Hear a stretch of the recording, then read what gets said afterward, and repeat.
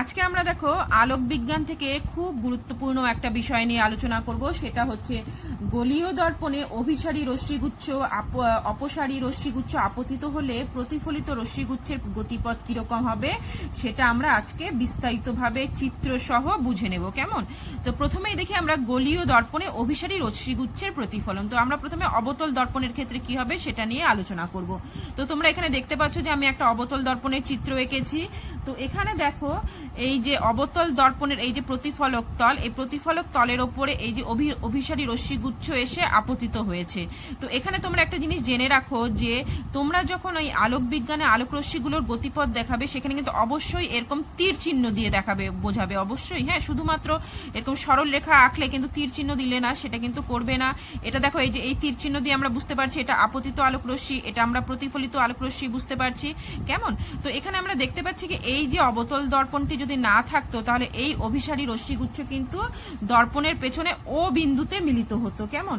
এবার এই দর্পণ দ্বারা প্রতিফলনের পরে এই অভিসারী রশ্মিগুচ্ছ আমরা দেখতে পাচ্ছি প্রধান অক্ষের ওপর আই বিন্দুতে মিলিত হয়েছে। কেমন? তো আমরা এখানে এটা অবশ্যই তোমরা জানো যে এর আগের ভিডিওগুলোতে আমি আলোচনা করেছি সি হচ্ছে এই অবতল দর্পণের বক্রতা কেন্দ্র, এফ হচ্ছে মুখ্য ফোকাস। তাহলে আমরা দেখলাম আই হচ্ছে আই বিন্দুতে এই অভিসারী রশ্মিগুচ্ছ অবতল দর্পণের প্রতিফলক তল দ্বারা প্রতিফলিত হয়ে এই আই বিন্দুতে মিলিত হয়েছে। কেমন? এখন আমরা দেখব উত্তল দর্পণে অভিসারী রশ্মিগুচ্ছ আপতিত হলে কি ঘটনা ঘটবে। কেমন? তো তোমরা জেনে রাখো উত্তল দর্পণে অভিসারী রশ্মিগুচ্ছ আপতিত হলে কি হবে তা কিন্তু নির্ভর করে দর্পণের অনুপস্থিতিতে অভিসারী রশ্মিগুচ্ছ উত্তল দর্পণের পেছনে কোথায় মিলিত হচ্ছে তার উপরে। কেমন? এই যে প্রথম যে ছবিটা দেখতে পাচ্ছ, এখানে দেখতে পাচ্ছ যে আমি একটা উত্তল দর্পণ এঁকেছি। এই উত্তল দর্পণের উত্তল পৃষ্ঠে দেখো এই অভিসারী রশ্মিগুচ্ছ এসে আপতিত হয়েছে। তো তোমরা এই ছবিটা খেয়াল করো, যদি এই উত্তল দর্পণের অনুপস্থিত থাকতো, এই উত্তল দর্পণের অনুপস্থিতিতে কিন্তু আমরা দেখতে পাচ্ছিলাম যে এই যে অভিসারী রশ্মিগুচ্ছ আছে, এই অভিসারী রশ্মিগুচ্ছ ও বিন্দুতে মিলিত হতো। এবার এই যে অভিসারী রশ্মিগুচ্ছ এই উত্তল দর্পণের অনুপস্থিতিতে যে ও বিন্দুতে মিলিত হতো, এই দূরত্বটা কিন্তু আমরা দেখতে পাচ্ছি দর্পণের যে ফোকাস দূরত্ব তার চেয়ে কম। অর্থাৎ আমরা বলতে পারি যে এই ক্ষেত্রে আমরা দেখতে পাচ্ছি যে এই উত্তল দর্পণের অনুপস্থিতিতে অভিসারী রশ্মিগুচ্ছ ফোকাস দূরত্বের চেয়ে কম দূরত্বে মিলিত হতো। তাহলে কিন্তু এই দর্পণ দ্বারা প্রতিফলনের পর এই অভিসারী রশ্মিগুচ্ছ আমরা দেখতে পাচ্ছি কি প্রধান অক্ষের ওপর আই বিন্দুতে মিলিত হবে। কেমন? তো এখানেও দেখো আলোক রশ্মিতে কিন্তু আমি তীর চিহ্ন দিয়েছি অবশ্যই। এরপরে দেখো পরের যে চিত্রটি দেখতে পাচ্ছ সেটাও দেখো উত্তল দর্পণেরই চিত্র। সেখানে আমরা কি দেখতে পাচ্ছি যে এক্ষেত্রে দেখতে পাচ্ছি যে উত্তল দর্পণের অনুপস্থিতিতে অভিসারী রশ্মিগুচ্ছ ফোকাস দূরত্বের চেয়ে বেশি দূরত্বে মিলিত হতো। তোমরা দেখতে পাচ্ছ এই যে এটা একটা অভিসারী এটা হচ্ছে অভিসারী রশ্মিগুচ্ছ। এবার এই উত্তল দর্পণের অনুপস্থিতিতে ওরা ও বিন্দুতে মিলিত হতো।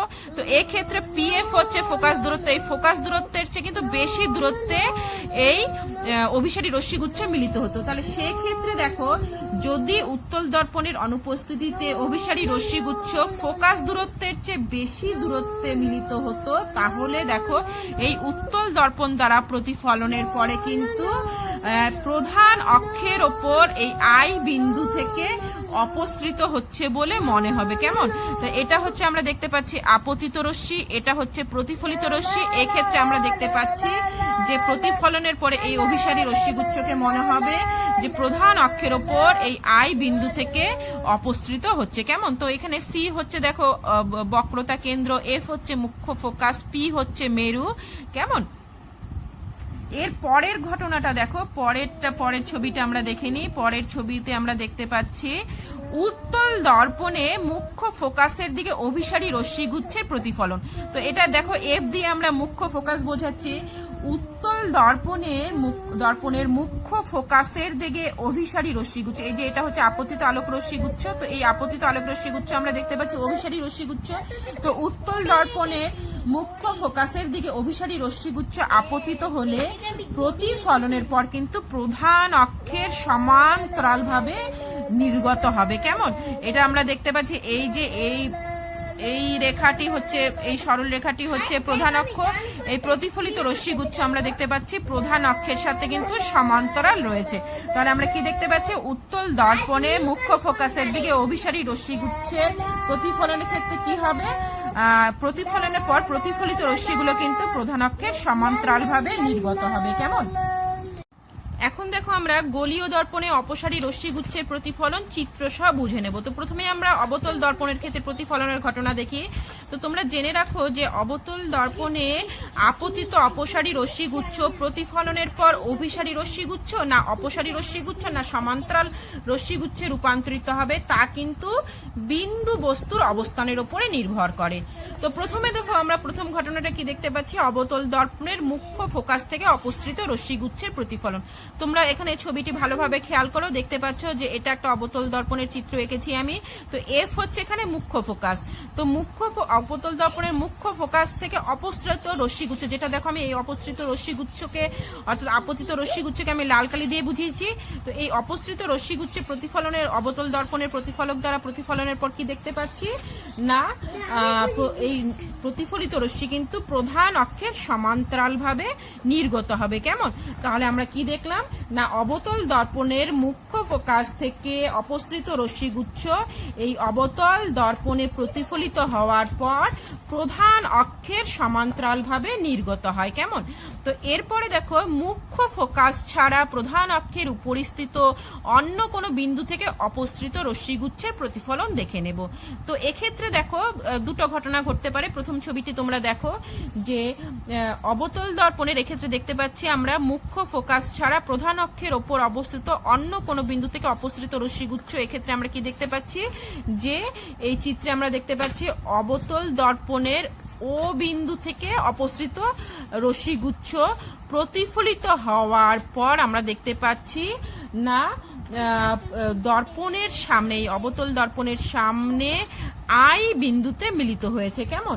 তাহলে আমরা কি দেখলাম যে ফোকাস ছাড়া প্রধান অক্ষের ওপর উপরিস্থিত অপর কোনো বিন্দু থেকে অপসৃত রশ্মিগুচ্ছ অবতল দর্পণে আপতিত হয়ে প্রতিফলনের পর দর্পণের সামনে কোনো বিন্দুতে মিলিত হতে পারে। এই ক্ষেত্রে আমরা দেখতে পাচ্ছি যে অবতল দর্পণে ও বিন্দু থেকে অপসৃত রশ্মিগুচ্ছ প্রতিফলিত হয়ে এই অবতল দর্পণের সামনে আই বিন্দুতে মিলিত হয়েছে। কেমন?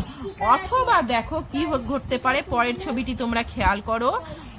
এই ক্ষেত্রে আমরা দেখতে পাচ্ছি যে অবতল দর্পণ, এই যে অবতল দর্পণটা দেখতে পাচ্ছ, এই অবতল দর্পণের মুখ্য ফোকাস ছাড়া প্রধান অক্ষের উপরিস্থিত অন্য কোনো বিন্দু থেকে অপসৃত রশ্মিগুচ্ছ দর্পণ দ্বারা প্রতিফলনের পর দর্পণের পেছনে কোনো বিন্দু থেকে অপসৃত হচ্ছে বলে মনে হতে পারে। কেমন? তো তোমরা এখানে এই ছবিতে কি দেখতে পাচ্ছ যে ওই অবতল দর্পণে ও বিন্দু থেকে অপসৃত রশ্মিগুচ্ছ এই অবতল দর্পণের প্রতিফলক তল দ্বারা প্রতিফলনের পর এই আই বিন্দু থেকে অপসৃত হচ্ছে বলে মনে হচ্ছে। কেমন? তাহলে এখানে এই যে প্রধান অক্ষের উপরিস্থিত আমরা দেখতে পাচ্ছি ও বিন্দু থেকে এই অপসৃত রশ্মিগুচ্ছ, এটা হচ্ছে প্রতিফলিত রশ্মিগুচ্ছ, এই প্রতিফলক তল দ্বারা অবতল দর্পণের প্রতিফলক তল দ্বারা প্রতিফলনের পর এই প্রতিফলিত রশ্মিগুচ্ছকে মনে হবে কি না দর্পণের পেছনে, এই যে অবতল দর্পণের পেছনে আই বিন্দু থেকে অপসৃত হচ্ছে। কেমন? এরপরে আমরা দেখব উত্তল দর্পণে অপসারী রশ্মিগুচ্ছের প্রতিফলন। তোমরা এখানে ছবিটি ভালোভাবে খেয়াল করো, এটা দেখতে পাচ্ছ যে আমি একটা উত্তল দর্পণের চিত্র এঁকেছি। এই উত্তল দর্পণের প্রধান অক্ষের ওপর অবস্থিত কোনো বিন্দু থেকে আগত অপসারী রশ্মিগুচ্ছ দর্পণ দ্বারা প্রতিফলনের পরে আমরা কি দেখতে পাচ্ছি, আরো অপসারী হয়ে যায় এবং দর্পণের পেছনে কোনো বিন্দু থেকে অপসৃত হচ্ছে বলে মনে হয়। কেমন? আমি আবারও বলে দিচ্ছি, এখানে আমরা কি দেখতে পাচ্ছি না, এই চিত্রে আমরা কি দেখতে পাচ্ছি, এই যে উত্তল দর্পণ আমি এঁকেছি, এই উত্তল দর্পণের প্রধান অক্ষের উপর অবস্থিত ও বিন্দু থেকে আগত অপসারী আলোক রশ্মিগুচ্ছ এই উত্তল দর্পণের উত্তল পৃষ্ঠ দ্বারা প্রতিফলনের পর আমরা কি দেখতে পাচ্ছি, আরো অপসারী হয় এবং দর্পণের পেছনে আই বিন্দু, এই আই বিন্দু থেকে অপসৃত হচ্ছে বলে মনে হয়। কেমন? এখন দেখো আমরা কোনো গোলীয় দর্পণের সামনে কোনো বস্তু থাকলে তার প্রতিবিম্ব গঠনের জন্য আমরা কোন কোন আলোকরশ্মি বিবেচনা করব বা ওই আলোকরশ্মিগুলো প্রতিফলিত হয়ে কোন পথে যাবে সে সম্বন্ধে জেনে নেব। তো দেখো, কোনো বিস্তৃত বস্তুর গোলীয় দর্পণে প্রতিফলনের ফলে যে প্রতিবিম্ব গঠিত হয় তার অবস্থান, প্রকৃতি এবং আকার কিন্তু আমরা জ্যামিতিক পদ্ধতিতে আঁকতে পারি। বিস্তৃত বস্তু মানে কি, ধরো এই যে সামনে একটা দেখো এখানে একটা পেন রয়েছে, এই যে পেন, এই পেনটা দেখো একটা বিস্তৃত বস্তু।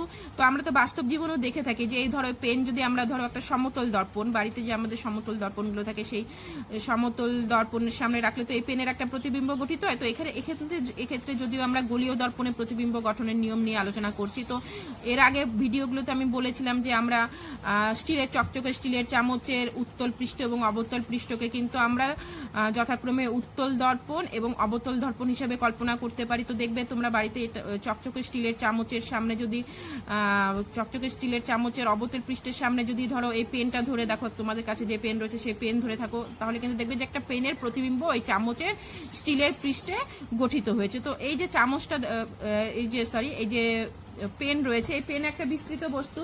এই বিস্তৃত বস্তু বা পেন বা এই ধরনের যে কোনো বিস্তৃত বস্তুকে আমরা কতগুলো বিন্দুর সমষ্টি হিসাবে ধরে নিতে পারি। কেমন? এবং প্রত্যেকটা বিন্দুর প্রতিবিম্বের সমষ্টি বস্তুটির পুরো প্রতিবিম্ব সৃষ্টি করে। এবার বস্তুটির ধরো এই যে কোনো বিন্দুর প্রতিবিম্বের অবস্থান, প্রকৃতি ইত্যাদি আমরা নির্ণয় করার জন্য কিন্তু এখানে দেখো আমরা নিচে যে চারটি রশ্মির প্রতিফলন নিয়ে বিবেচনা করব, সেই চারটি রশ্মির মধ্যে যে কোনো দুটোর সাহায্য নিলেই চলবে। তো প্রথমে আমরা দেখি দর্পণের বক্রতা কেন্দ্রগামী। এখানে দেখো গোলীয় দর্পণের বক্রতা কেন্দ্রগামী কোনো রশ্মির প্রতিফলন কিভাবে হবে। তো তোমরা দেখো যে এখানে সি, এটা হচ্ছে অবতল দর্পণ, এবং এখানে সি এবং এটা হচ্ছে উত্তল দর্পণ। এই সি দিয়ে কিন্তু আমরা কি করছি, বক্রতা কেন্দ্র বোঝাচ্ছি। তো এই গোলীয় দর্পণের বক্রতা কেন্দ্রগামী কোনো রশ্মির প্রতিফলন হলে কি দেখব। তো দেখো, অবতল দর্পণের বক্রতা কেন্দ্রগামী এবং উত্তল দর্পণের বক্রতা কেন্দ্রের দিকে পরিচালিত রশ্মি দেখো দর্পণে লম্বভাবে আপতিত হয়। কেমন? এই যে দর্পণে লম্বভাবে আপতিত হওয়ার ফলে কিন্তু আপতন কোণ এবং প্রতিফলন কোণ দুটোর মানই কিন্তু 0 ডিগ্রি হয়। ফলে প্রতিফলিত রশ্মি কিন্তু তোমরা দেখতে পাচ্ছ একই পথে ফিরে যায়। হ্যাঁ, কারণ কেন দেখো, অর্থাৎ আমরা বলতে পারি যে দর্পণের বক্রতা কেন্দ্রের মধ্য দিয়ে যে আলোক রশ্মি যায় তার প্রতিফলনের ফলে এই রশ্মি যেই পথে আপতিত হয়, প্রতিফলিত হওয়ার পরেও কিন্তু ওই আলোক রশ্মি একই পথে ফিরে যায়। কারণ আমরা জানি কি, দেখো বক্রতা কেন্দ্রের মধ্য দিয়ে দর্পণে আপতিত হওয়ার অর্থ কি, যে দর্পণে লম্বভাবে আপতিত হওয়া। কারণ কি, দেখো আমরা জানি যে কোনো গোলকের কেন্দ্র, এটা তো সি তো আসলে বক্রতা কেন্দ্র মানে এই গোলকের কেন্দ্র, তো এই কোনো গোলকের কেন্দ্রের মধ্যে দিয়ে যাওয়া যে কোনো সরল রেখায় কি গোলকের বক্রতলের সাথে লম্বভাবে থাকে। আমি আবারও বলে দিচ্ছি যে আমরা জানি যে কোনো গোলকের কেন্দ্রের মধ্য দিয়ে, কোনো গোলকের কেন্দ্রের মধ্য দিয়ে যাওয়া যে কোনো সরল রেখায় গোলকের বক্রতলের সাথে লম্বভাবে থাকে। ফলে আমরা বলতে পারি কি, এক্ষেত্রে দেখো বক্রতা কেন্দ্রগামী আলোক রশ্মির ক্ষেত্রে আপতন কোণের মানও 0 ডিগ্রি এবং প্রতিফলন কোণের মানও 0 ডিগ্রি। ফলে রশ্মি আলোক রশ্মি যেই পথে আপতিত হয় সেই একই পথে কিন্তু প্রতিফলিত হয়ে যায়। এর পরেরটা দেখো, আলোক রশ্মির প্রধান অক্ষের সমান্তরালভাবে গমন। আলোক রশ্মি যদি দেখো প্রধান অক্ষের সাথে সমান্তরালভাবে যায় তাহলে দেখো কি হবে। আলোক রশ্মি দেখো প্রধান অক্ষের অবতল দর্পণের ক্ষেত্রে আমরা দেখতে পাচ্ছি আলোক রশ্মি প্রধান অক্ষের সাথে সমান্তরালভাবে যাওয়ার পরে আমরা কি দেখতে পাচ্ছি, যে প্রতিফলনের পর কিন্তু মুখ্য ফোকাস বিন্দু দিয়ে অবতল দর্পণের ক্ষেত্রে দেখতে পাচ্ছি আমরা কি, যে প্রতিফলনের পরে মুখ্য ফোকাসের মধ্যে দিয়ে যাচ্ছে, যে প্রধান অক্ষের আলোক রশ্মি প্রধান অক্ষের সমান্তরালভাবে সেখানে এই অবতল দর্পণে আপতিত হলো। প্রতিফলনের পরে দেখতে পাচ্ছি আমরা মুখ্য ফোকাসের মধ্যে দিয়ে যাচ্ছে। এবং উত্তল দর্পণের ক্ষেত্রে প্রধান অক্ষের সাথে সমান্তরালভাবে যে আলোক রশ্মি আপতিত হয়েছে তা কিন্তু দর্পণ দ্বারা প্রতিফলনের পর মুখ্য ফোকাস থেকে অপসৃত হচ্ছে বলে মনে হবে। কেমন? এরপরে আমরা দেখব আলোক রশ্মি যদি মুখ্য ফোকাসের মধ্য দিয়ে যায়, আলোক রশ্মি মুখ্য ফোকাসের মধ্য দিয়ে গেলে কি হবে, দেখতে পাচ্ছি যে আলোক রশ্মি যদি মুখ্য ফোকাসের মধ্যে দিয়ে যায়, তোমরা ছবিটা দেখো, অবতল দর্পণের ক্ষেত্রে অবতল দর্পণের ক্ষেত্রে মুখ্য ফোকাসগামী কোনো রশ্মি দেখো এই দর্পণ দ্বারা প্রতিফলনের পর কিন্তু কি দেখতে পাচ্ছি আমরা, প্রধান অক্ষের সমান্তরালভাবে নির্গত হবে। কেমন, আমি আবারও বলছি, অবতল দর্পণের মুখ্য ফোকাসগামী কোনো আলোক রশ্মি এই দর্পণ দ্বারা প্রতিফলনের পর কিন্তু প্রধান অক্ষের সমান্তরালভাবে নির্গত হবে। এবং উত্তল দর্পণের ক্ষেত্রে আমরা দেখতে পাচ্ছি উত্তল দর্পণের ক্ষেত্রে মুখ্য ফোকাসের দিকে পরিচালিত কোনো রশ্মি দর্পণ দ্বারা প্রতিফলনের পর কিন্তু প্রধান অক্ষের সমান্তরালভাবে যাবে। কেমন, এরপরে দেখো লাস্ট যেটা আমরা দেখছি সেটা হচ্ছে গোলীয় দর্পণের মেরুতে আপতিত রশ্মি। গোলীয় দর্পণের মেরুতে আপতিত রশ্মির ক্ষেত্রে কিন্তু আমরা দেখতে পাচ্ছি যে প্রতিফলনের রশ্মিগুলো, আলোক রশ্মিগুলো প্রতিফলনের নিয়ম মেনেই প্রতিফলিত হয়। হ্যাঁ, এখানে দেখো প্রধান অক্ষ কিন্তু কি করে, অভিলম্বের কাজ করবে। কেমন, দেখো এখানে আমরা দেখতে পাচ্ছি গোলীয় দর্পণের মেরুতে আপতিত আলোক রশ্মি দেখো প্রতিফলিত হয়েছে প্রতিফলনের নিয়ম মেনে নিয়ে। এখানে অভিলম্ব হলো প্রধান অক্ষ। তো অবতল দর্পণের ক্ষেত্রে আমরা কি দেখতে পাচ্ছি, অবতল দর্পণের ক্ষেত্রে আপতন কোণ হলো এ ও সি, অর্থাৎ এই কোণটি হলো অবতল দর্পণের ক্ষেত্রে আপতন কোণ। প্রতিফলন কোণ হচ্ছে কোণ বি ও সি, অর্থাৎ এই কোণটি প্রতিফলন কোণ। এবং প্রতিফলনের সূত্র অনুযায়ী আমরা জানি আপতন কোণ ইকুয়ালস টু প্রতিফলন কোণ। এবং উত্তল দর্পণের ক্ষেত্রে দেখতে পাচ্ছি আপতন কোণ হচ্ছে এ ও সি ওয়ান, এই কোণটি আপতন কোণ। এবং প্রতিফলন কোণ হচ্ছে বি ও সি ওয়ান, এক্ষেত্রেও আমরা বলতে পারি আপতন কোণ ইকুয়ালস টু প্রতিফলন কোণ। কেমন।